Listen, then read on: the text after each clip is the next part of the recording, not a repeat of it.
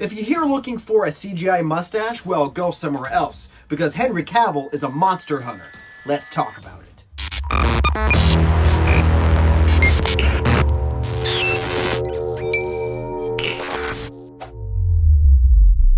Hello, my little nerd family. Welcome to Nerd News, a show created for nerds by a nerd. And today we're going to talk about Netflix's newest show that is in the fantasy.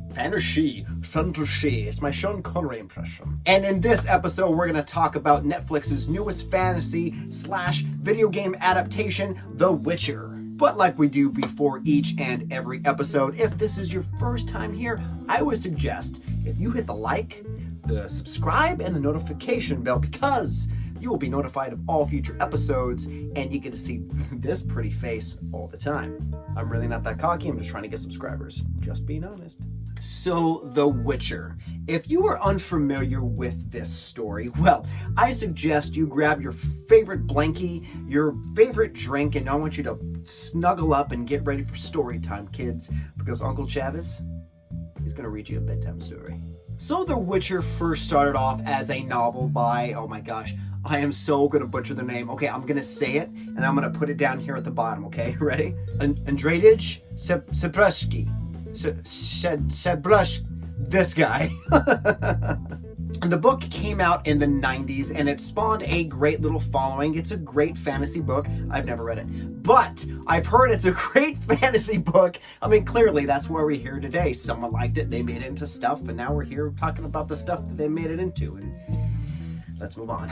Now, as soon as these books gained popularity, it started to be re-imaged into a video game by the amazing company CD Projekt Red. Now, here's where the story begins. So the story follows Geralt of Rivia. He is a monster hunter, and he's the last of his kind. He has supernatural powers and can do a lot of things that you and I can't.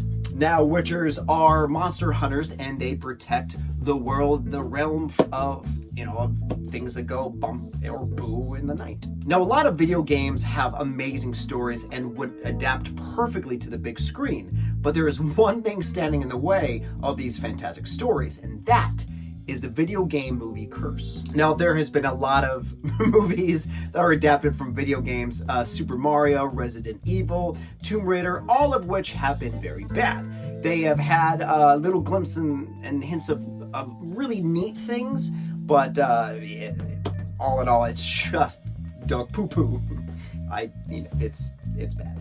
So that begs the question, will The Witcher be the one movie to finally break this video game movie curse? Yes and no. Let's get into this a bit. So we're going to talk about the pros and the cons. So obviously we're going to talk about the pros first. And the pros begin with casting. More so Henry Cavill. Now everyone knows Henry Cavill as Superman, fantastic as Superman, and it's really neat to see him as this brooding, kind of just grunty character. He pretty much grunts, and it's amazing. A lot of people get angry that these live adaptations don't physically represent the character that, is trying to be portrayed on the big screen. I mean, a good example of that is Sonic. Now, if you don't remember Sonic the Hedgehog, I did an episode on that. You should check it out, because it's, oh my gosh, it's interesting. But Henry Cavill looks just like Geralt. He sounds just like Geralt. And the funny thing about it is, in the video game, Geralt always does this. He grunts a lot, and Henry does that, and it's just the small details it's fantastic. I mean, and in the show, he gives off the vibe of like this mysterious man who you don't want to mess with. Whatever he says, you do, or you'll get your face crushed. I mean, he's a very big opposing man in real life, and throwing that long gray wig and some sword playing supernatural powers, and the casting's great. So good job on casting. And a couple of other characters that worked very well is the character of Yennefer. Now, Yennefer is the ugly duckling story, the typical, she's ugly. She has a hump. That's horrible. She has a hump on her back. She has her jaws disconfigured, and when she looks at people, she doesn't really make eye contact. When she talks, she is just down in the dumps. She tries to kill herself from the show. Now, Yennefer goes through this amazing transformation that you see coming, but it's a good character arc for her. I wish they drew it out a little bit more, but the character of Yennefer is fantastic. If you haven't seen it, obviously check it out. And the fantasy element is great. You know, I mean, just throw in monsters or even the word monster hunter, and it's a hook. You know, it's like, oh, this was meant for me. Oh, I'm gonna watch this. And having that element of monsters in this world of corrupt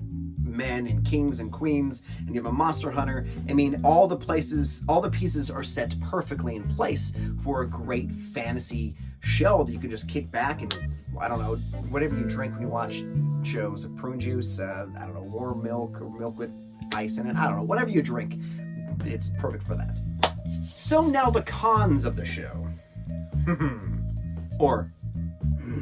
Now, like I said, there's a small hiccup with the monsters. And what I mean by that is the CGI. Some of the CGI looks undeveloped. Some of the textures look really off when some should be smooth. They're like rough when they should be rough. They should be smooth. It just looks unfinished on some of the monsters. But the biggest con of this show, the biggest issue for me, is the way that they tell the story. And what I mean by that is sometimes they don't let the audience know when there's a flashback. It just kind of like you see someone, they died, and then in the next episode, or sometimes even the next scene, they're alive, and you're like, you just, I know there's witches, monsters, but you can't be how are you alive? It's just kind of like it jumps forward and then jumps back and jumps forward. It confuses you. It would be almost like if I was to start doing this episode and then all of a sudden I change into something else and just start talking about, oh, I don't know, so Russell Wilson played really, really good today. And then all of a sudden talking about, I don't know, something else like, you know, oh man, Mortal Kombat was such a good movie, but man, do you remember The Witcher? Oh, there's one part in The Witcher where they just feature episodes. You know what I mean? It's just very confusing and it jumps back and forth. You get the gist of what's going on, but sometimes you get lost along the way. Do you understand? Now, it's not something that happens in every episode. It's just once in a while, things like that would happen where they flash back, they go forward, and you kind of get lost. But you do get the gist of what's going on, like I said.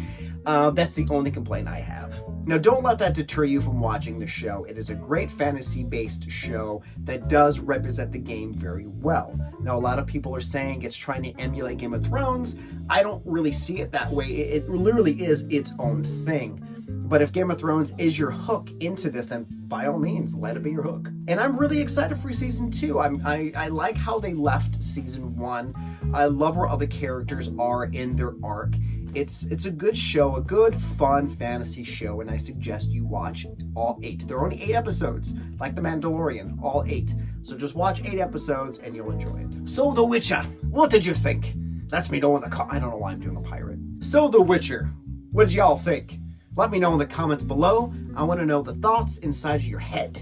And if you enjoy this show, please check out Nerd News on Instagram and Twitter. I update those daily so that you guys will know what's going on in the entertainment world, because I want you to know.